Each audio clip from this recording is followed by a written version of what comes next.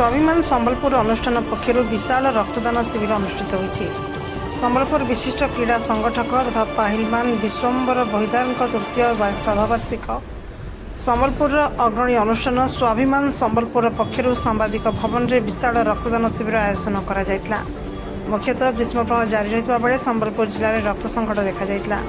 जिलार मुख्य चिकित्सालय तथा बुर्ला भीमसार रक्त संकट जोगु बहु दुर्घटना अस्त्रोपचार प्रसूति महिला तथा थैलासेमिया रोगी रक्त बहुत समस्या सम्मुखीन होते। ये रक्त संकट दूर करने स्वाभिमान संबलपुर पक्षर रक्तदान शिविर आयोजन कर एक छोटिया प्रयास कर शिविर में स्वाभिमान संबलपुर अनुष्ठान बहु सदस्य और सदस्य निज रक्तदान कर सहर बहु महिला माने आगे आसी रक्तदान शिविर में रक्तदान करथिबा देखिबाको मिलिथिला।